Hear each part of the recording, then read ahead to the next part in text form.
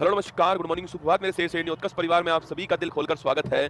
गायत्री मंत्र में आप सभी का स्वागत है। बजट 2024-25 अति महत्वपूर्ण टॉपिक है। आपको पूरे साल नंबर दिलाने वाला टॉपिक होगा। तो चलिए शुरुआत करते हैं। और तुम तो वैसे मेरे मांझी हो, तो तोड़ोगे नहीं, छोड़ने वाले तुम हो भी नहीं, ठीक है। बजट 2025-26 आप सभी के सामने यहाँ पर है।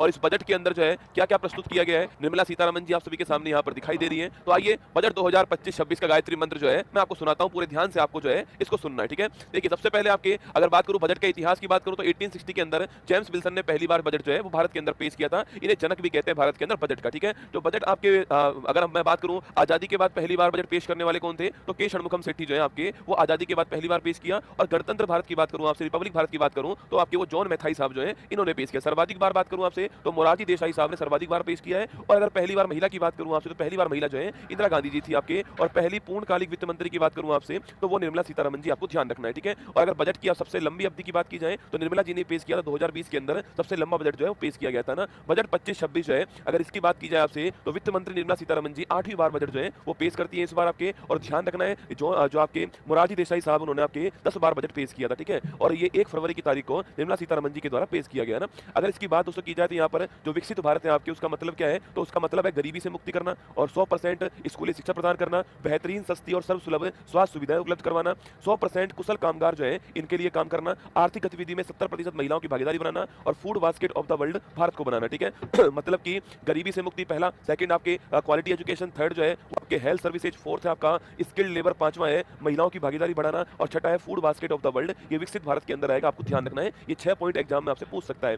इसके बाद बात करूं दोस्तों आपसे यहाँ पर तो जो बजट 25-26 है उसकी यात्रा के 4 इंजन है। एक उसका ईंधन है और एक उसका क्या है, मार्गदर्शन है और एक उसका गंतव्य है, ठीक है। हमें कहां तक पहुंचना है, हमें पहुंचना है विकसित भारत तक। कहां तक पहुंचना है हमको, विकसित भारत तक हमको पहुंचना है, ठीक है। अगला पॉइंट पूछूं आपसे, इसको पहुंचाने के लिए हमको मोटिवेट कौन करेगा, समावेशिता जो है वो हमारा मार्गदर्शक होने वाली है, ठीक है। अगर बात करूं आपसे ईंधन क्या होगा, तो ईंधन हमारा होगा सुधार, क्या होगा, रिफॉर्म। किसमें रिफॉर्म करना, 4 इंजन में रिफॉर्म करना। ये 4 इंजन कौन कौन से होंगे, तो ध्यान रखिएगा। कृषि एक इंजन होगा, इसके अलावा दोस्तों एमएसएमई जो इंजन होने वाला है, इसके अलावा निवेश एक इंजन होने वाला है और इसके अलावा निर्यात। 4 इंजन होने वाले कौन कौन से, ये महत्वपूर्ण सवाल है। 4 इंजन कौन कौन से होंगे, एग्रीकल्चर, एमएसएमई, निवेश, इन्वेस्टमेंट और निर्यात, ये 4 इंजन होंगे, ठीक है। और ईंधन क्या होगा, सुधार जो है वो ईंधन होगा, ठीक है। और मार्गदर्शन क्या होगा, समावेशिता होगा, ठीक है। और गंतव्य क्या होगा, कहां तक पहुंचना है हमको, विकसित भारत तक पहुंचना है, ये हमारा डेस्टिनेशन होने वाला है, ये आपको ध्यान रखना है, ठीक है। चलिए दोस्तों आगे बढ़ते हैं। पहला इंजन आपके कौन सा हो गया है, कृषि आपका पहला इंजन है, ठीक है। कृषि की अगर मैं बात करूं आपसे यहाँ पर तो एक योजना हमने स्टार्ट कर दी है, प्रधानमंत्री धन धान्य कृषि योजना। कौन सी है, प्रधानमंत्री धन धान्य कृषि योजना हमने स्टार्ट की है। इसका उद्देश्य है कृषि की जो उत्पादकता है उसको बढ़ाना है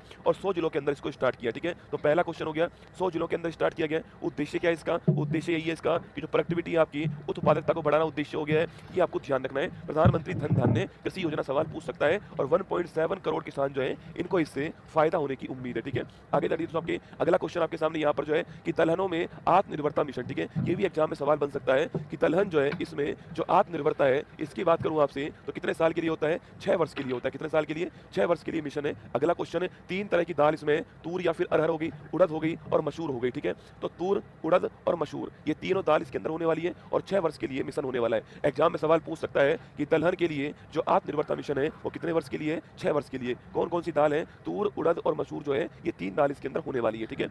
इसके बाद दोस्तों सब्जियों और फलों के लिए भी मिशन आपका स्टार्ट किया गया है। श्री अन्न मिलेट्स के लिए भी मिशन स्टार्ट किया गया है और 2023 को आप जानते हो श्री अन्न मोटा अनाज का वर्ष जो है वो भी घोषित किया गया था, ठीक है।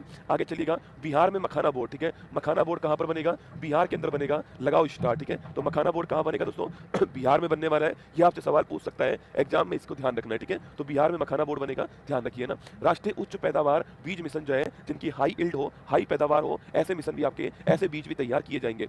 कपास उत्पादकता मिशन, ठीक है। देखो दाल के लिए मिशन कितने वर्ष का है, दाल के लिए मिशन 6 वर्ष का है, ठीक है। और कपास के लिए मिशन कितने वर्ष का है, कपास के लिए जो मिशन है आपकी वो 5 वर्ष का है, ठीक है। बढ़िया क्वालिटी की कपास जो है इसका उत्पादन हो सके, जिससे हमारा सूती वस्त्र उद्योग जो है इसको बढ़ावा मिले, तो कपास के लिए मिशन कितने वर्ष का है, 5 वर्ष का। दाल के लिए मिशन कितने वर्ष का है, दाल के लिए 6 वर्ष का, ठीक है। तो दाल के लिए 6 वर्ष का है, कपास के लिए 5 वर्ष का मिशन आपको ध्यान रखना है, ठीक है। आगे देखिए, किसान क्रेडिट कार्ड दोस्तों, इसकी लिमिट को बढ़ा दिया गया है, ठीक है। पहले जो इसकी लिमिट थी ना वो थी 3 लाख रुपए। कितनी थी? पहले इसकी लिमिट थी 3 लाख रुपए। अब जो इसकी लिमिट है आपकी वो कितनी हो चुकी है? वो हो चुकी है 5 लाख रुपए, ठीक है। तो जो किसान क्रेडिट कार्ड है केसीसी जो है, इसकी जो लिमिट है वो 3 लाख से कितनी हो चुकी है? 5 लाख रुपए हो चुकी है। महत्वपूर्ण क्वेश्चन है, इसको आपको ध्यान रखना है। केसीसी की लिमिट कितनी हो चुकी है? 3 लाख रुपए से बढ़ा करके 5 लाख रुपए हो चुकी है, ये आपको ध्यान रखना है, ठीक है। चलिए आगे बढ़ते हैं। नेक्स्ट क्वेश्चन, असम में यूरिया प्लांट दोस्तों ना, असम में कहां पर है? नामरूप के अंदर, ठीक है। तो असम में नामरूप के अंदर जो है एक यूरिया प्लांट जो है स्थापित किया जाएगा। लगाओ स्टार, महत्वपूर्ण क्वेश्चन है। देखो जितने भी क्वेश्चन लिखवा रहा हूं ना, एग्जाम में निश्चित सवाल जो है कहीं ना कहीं बनेगा कि मखाना बोर्ड कहां पर? बिहार में। केसीसी की लिमिट कितनी हो चुकी है? 5 लाख हो चुकी है। दलहन के लिए कितना वर्ष है आपके? दलहन के लिए 6 वर्ष हो गया। कपास के लिए कितना वर्ष है? 5 वर्ष हो गया, ठीक है। अगला क्वेश्चन हो गया है नामरूप की बात करूं आपसे, ये असम के अंदर जो है यूरिया प्लांट की स्थापना नामरूप के अंदर होगी और 12.7 लाख मीट्रिक टन जो है इसकी उत्पादन क्षमता होने वाली है, ठीक है। आगे देखिए दोस्तों आपकी, इसके बाद में दूसरा इंजन कौन सा है? माइक्रो स्मॉल मीडियम एंटरप्राइज जो है ये आपका दूसरा इंजन हो गया, ठीक है। इसमें सबसे महत्वपूर्ण क्वेश्चन क्या है कि जो एमएसएमई है इसकी जो परिभाषा है ना उसको चेंज कर दिया, ठीक है। माइक्रो स्मॉल मीडियम जो एंटरप्राइज है इसकी जो परिभाषा है उसको चेंज कर दिया, ठीक है। परिभाषा के 2 आधार है, एक तो आधार है निवेश और एक आधार है आपके क्या? आपके टर्नओवर, ठीक है। ये 2 आधार पर परिभाषा जो है वो बताई गई है, एक तो निवेश के आधार पे और एक जो टर्नओवर है उसके आधार पे। माइक्रो स्मॉल मीडियम की बात करूं आपसे तो लिखिएगा 2.5 करोड़ तक का निवेश माइक्रो कहलाएगा, 25 करोड़ तक का निवेश स्मॉल कहलाएगा और अगर 125 करोड़ पूछूं आपसे ये निवेश जो है क्या कहलाएगा? ये मीडियम कहलाएगा, ठीक है। तो 2.5 करोड़, 25 करोड़ और 125 करोड़ ये माइक्रो, ये स्मॉल और ये मीडियम आपको ध्यान रखना है, ठीक है। वही दोस्तों टर्नओवर की बात करूं आपसे, देखो यहाँ पर लिखा हुआ है, देखो ना, अगर निवेश की बात की जाए तो 2.5 करोड़, 25 करोड़, 125 करोड़, ठीक है। और टर्नओवर की बात की जाए 10, 100 और 500 कितना है? 10 करोड़ आपके स्मॉल माइक्रो में आएगा, 100 करोड़ आपके स्मॉल में आएगा और 500 करोड़ जो किसमें आएगा? ये आपके आने वाला है किसमें? मीडियम के अंदर। सबसे महत्वपूर्ण सवाल है, ध्यान सुनना कि माइक्रो स्मॉल मीडियम एंटरप्राइज की डेफिनेशन चेंज कर दी है, ठीक है। निवेश के आधार पे 2.5, 25 और 125 आपको ध्यान रखना है माइक्रो स्मॉल मीडियम में। टर्नओवर के आधार पे 10, 100, 500 ये आपको ध्यान रखना है टर्नओवर के आधार पर माइक्रो स्मॉल मीडियम के अंदर, ठीक है। चलिए दोस्तों आगे बढ़ते हैं। नेक्स्ट क्वेश्चन आपके सामने एक इसके अलावा दोस्तों आपके जो हमारे माइक्रो जो आपकी इंडस्ट्रीज है, जो हमारे सूक्ष्म उद्यम होंगे उनके लिए 5 लाख की सीमा वाला जो है एक क्रेडिट कार्ड लॉन्च किया है। अभी तक क्रेडिट कार्ड किसके पास होता है आपके? वो किसानों के पास होता है ना, केसीसी किसको बोलते हैं, ठीक है। उनको लोन चाहिए वो लोन ले सकते हैं। अब जो माइक्रो स्मॉल जो आपके अब जो माइक्रो जो इंडस्ट्री वाले होंगे, सूक्ष्म उद्योग वाले जो होंगे आपके, उनके लिए भी 5 लाख रुपए का एक विशेष क्रेडिट कार्ड लॉन्च करा है। और ये क्रेडिट कार्ड कहाँ मिलेगा? ये क्रेडिट कार्ड जो है उद्यम पोर्टल पर मिलेगा। कहाँ मिलेगा? उद्यम पोर्टल के ऊपर मिलने वाला है, ठीक है। तो महत्वपूर्ण सवाल है, ध्यान रखना, उद्यम पोर्टल के ऊपर मिलेगा, 5 लाख की सीमा वाला होगा और सूक्ष्म उद्यमों के लिए इसको स्टार्ट किया गया, ठीक है। इसके बाद दोस्तों महत्वपूर्ण क्वेश्चन जो आपके कि राष्ट्रीय विनिर्माण मिशन किसके लिए? मैन्युफैक्चरिंग को बढ़ावा देने के लिए, मेक इन इंडिया को बढ़ावा देने के लिए, माइक्रो स्मॉल इंडस्ट्रीज को बढ़ावा देने के लिए नेशनल मैन्युफैक्चरिंग मिशन जो है स्टार्ट किया जाएगा। फुटवियर इंडस्ट्रीज के अंदर, खिलौना इंडस्ट्रीज के अंदर और खाद्य प्रसंस्करण जो है इसके लिए जो है ये स्टार्ट किया जाएगा, ठीक है। आगे देखिए दोस्तों नेक्स्ट आपके तीसरा इंजन कौन सा? निवेश हो गया। पहला इंजन कृषि हो गया और दूसरा इंजन एमएसएमई हो गया, तीसरा इंजन निवेश हो गया और चौथा इंजन हो गया निर्यात। क्या हो गया? निर्यात, ठीक है। थर्ड जो इंजन है आपके अटल टिंकरिंग लैब। महत्वपूर्ण क्वेश्चन है, सवाल पूछूं आपसे कि अटल टिंकरिंग लैब दोस्तों आपके स्कूलों में बच्चों के अंदर साइंस के लिए, टेक्नोलॉजी के लिए, मैथमेटिक्स के लिए रुचि को बढ़ाने के लिए क्या है? अटल टिंकरिंग लैब जो है रिसर्च को बढ़ाने के लिए स्कूलों के अंदर स्टार्ट होगी और अगले 5 वर्षों में सरकारी स्कूलों में 50,000 अटल टिंकरिंग लैब जो है ये स्टार्ट होंगे ना। 5 वर्षों में 50,000 स्कूलों के अंदर, सरकारी स्कूलों के अंदर अटल टिंकरिंग लैब स्टार्ट की जाएंगे, आपको ध्यान रखना है, ठीक है। इसके बाद दोस्तों अगला पॉइंट आपके सामने भारतीय भाषा पुस्तक स्कीम की बात करूं, ठीक है। तो भारतीय भाषा पुस्तक स्कीम जो है बच्चों को अपनी लैंग्वेज में, अपनी लोकल लैंग्वेज के अंदर बच्चों को पढ़ने की सुविधा उपलब्ध हो, इसके लिए जो बुक है उन बुकों को लोकल भारतीय लैंग्वेज के अंदर जो है ट्रांसलेट किया जाएगा और ऑनलाइन आप उसको पढ़ सकते हो, ठीक है। तो स्कूल और उच्चतर शिक्षा के लिए भारतीय भाषाओं में डिजिटल रूप से पुस्तकें प्रदान करने के लिए भारतीय भाषा पुस्तक योजना जो है इसको स्टार्ट किया गया, आपको ध्यान रखना है, ठीक है। इसके बाद दोस्तों राष्ट्रीय कौशल उत्कृष्टता केंद्र ना, स्किल डेवलपमेंट की जाएगी और 5 आपके क्या होंगे? 5 राष्ट्रीय कौशल उत्कृष्टता केंद्र जो है एक्सीलेंस सेंटर स्थापित होंगे। मेक फॉर इंडिया और मेक फॉर द वर्ल्ड किसके लिए होंगे? मेक फॉर इंडिया, इंडिया के लिए बनाओ और मेक फॉर द वर्ल्ड उसको फिर विश्व में एक्सपोर्ट करो, ये आपको ध्यान रखना है, ठीक है। आगे देखिए दोस्तों शिक्षा में क्या होगा? आपके शिक्षा में एआई को बढ़ावा देने के लिए एक्सीलेंस सेंटर बनेगा और 500 करोड़ रुपए जो है वो इसके लिए आपके आवंटित किए गए, ठीक है। 500 करोड़ रुपए जो है वो इसके लिए आवंटित किए गए। कैंसर पे दोस्तों इस बार खूब ध्यान दिया गया है, कैंसर की दवाएं सस्ती की गई आपके और हर जिला अस्पताल में एक डे केयर कैंसर हॉस्पिटल जो है वो स्टार्ट होगा। 3 वर्षों में आपके सभी जिला अस्पतालों के अंदर जो है कैंसर के इलाज के लिए, कैंसर की देखभाल के लिए डे केयर कैंसर सेंटर केंद्र जो है वो आपके स्थापित किया जाएगा, आपको ध्यान रखना है, ठीक है। इसके अलावा दोस्तों जल जीवन मिशन जो है आप सभी जानते हो 2019 में चालू हुआ था और 2024 में समाप्त होने वाला था। हर घर जल जो है ये इसका उद्देश्य था, लेकिन ये पूरा नहीं हो पाया है। अब इसको एक्सटेंड कर दिया है 2028 तक, ठीक है। तो जल जीवन मिशन जो है इसको 2028 तक जो है एक्सटेंड कर दिया गया है, ये आपको ध्यान रखना है, ठीक है। महत्वपूर्ण क्वेश्चन है, जल जीवन मिशन को कब तक के लिए एक्सटेंड किया है? 2028 तक के लिए एक्सटेंड किया गया है, ठीक है। वहीं दोस्तों समुद्रों के विकास के लिए एक सामुद्रिक विकास निधि जो है ये भी बनाई जाएगी। इसमें 49% पैसा कौन देने वाला है? गवर्नमेंट देने वाला है, ठीक है। गवर्नमेंट जो इसके अंदर सामुद्रिक विकास निधि के अंदर 49% पैसा जो है वो देगा, आपको ध्यान रखना है, ठीक है। इसके साथ दोस्तों उड़ान योजना, उड़े देश का आम नागरिक, इसके तहत जो है अगले 10 वर्षों में 120 नए गंतव्यों की खोज की जाएगी और वहां तक जो है कनेक्टिविटी आपकी स्थापित की जाएगी, ठीक है। इसके बाद दोस्तों बिहार में क्या होगा? तो बिहार में ग्रीनफील्ड एयरपोर्ट जो है इसकी स्थापना होने वाली है, ठीक है। तो बिहार में ग्रीनफील्ड आपके एयरपोर्ट की स्थापना की जाएगी और जो मिथिलांचल बिहार वाला इलाका है वहां पर पश्चिम कोसी नहर जो है इसका भी विकास किया जाएगा, ठीक है। तो बिहार के अंदर ग्रीनफील्ड एयरपोर्ट बनाया जाएगा और मिथिलांचल में पश्चिम कोसी नहर परियोजना जो है वो आपकी स्टार्ट की जाएगी, ठीक है। इसके बाद दोस्तों आपके इसके बाद पूछूं आपसे, एक मिशन स्टार्ट होगा, ज्ञान भारतम मिशन। कौन सा है? ज्ञान भारतम मिशन। इसमें दोस्तों 1 करोड़ से अधिक जो हमारी पांडुलिपि है ना, जो हाथ से लिखी गई आपकी पांडुलिपि, आपके हाथ से लिखी गई जो होती है, उनके संरक्षण के लिए क्या होगा? ज्ञान भारतम मिशन लॉन्च होगा, ठीक है। तो 1 करोड़ से अधिक जो पांडुलिपि है इनके संरक्षण के लिए ज्ञान भारती मिशन जो है, ज्ञान भारतम मिशन जो है वो स्टार्ट किया जाएगा, ये आपको ध्यान रखना है, ठीक है। चौथा दोस्तों इंजन कौन सा? आपकी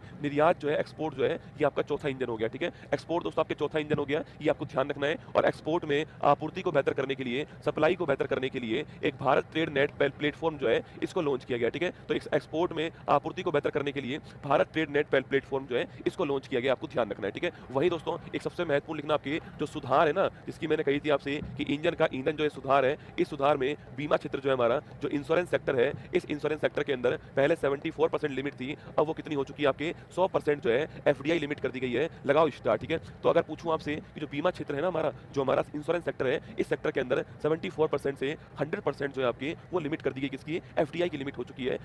एफडीआई जो है फॉरेन डायरेक्ट इन्वेस्टमेंट जो है इसकी लिमिट हो चुकी है, ठीक है। दोस्तों आगे देखिए, आपकी ये वाला महत्वपूर्ण क्वेश्चन है, ध्यान रखना। बीमा क्षेत्र में 74% से 100% आपकी लिमिट को बढ़ा दिया गया है, ठीक है। आगे देखिए नेक्स्ट क्वेश्चन दोस्तों, आपकी अगर टैक्स रिफॉर्म की बात की जाए तो राजकोषीय घाटा की बात करूं आपसे, ये कितना रहने का अनुमान है? 4.8%, ठीक है। लगाओ स्टार। राजकोषीय घाटा जो है वो जीडीपी का 4.8% जो है रहने का अनुमान है। सवाल आपका एग्जाम बन सकता है दोस्तों ना, कि राजकोषीय घाटा आपके, अच्छा राजकोषीय घाटा पूछूं आपसे दोस्तों, आपके ये अगले वर्ष की बात कर रहा है और आपके फिर क्या है, अगले जो आपके वर्ष है इसमें आपके 4.4% जो है ये भी रहने का अनुमान है, ठीक है। तो 24-25 की बात करूं आपसे, 24-25 के अंदर राजकोषीय घाटा आपके 4.8%, ठीक है। और 25-26 के अंदर जो है 4.4%। ये सवाल एग्जाम में पूछता है कि फिस्कल डेफिसिट आपके 24-25 में कितना रहेगा? 4.8% रहेगा और 25-26 में कितना रहेगा? 4.4% रहने वाला है, ये आपको ध्यान रखना है, ठीक है। वहीं दोस्तों अगर बात की जाए आपसे यहाँ पर जो है, अगर बात करूं आपसे यहाँ पर टैक्स की दोस्तों बात की जाए तो 36 जीवन रक्षक दवाओं पर जो टैक्स है उसको हटा लिया गया, जिसमें आपके दुर्लभ रोग है, कैंसर है, गंभीर आपकी बीमारी है, ऐसी बीमारी शामिल है, उन पर जो टैक्स लगता था आपके, इसमें आपको छूट मिलेगी, ठीक है। 36 जीवन रक्षक दवाओं के अंदर, ठीक है।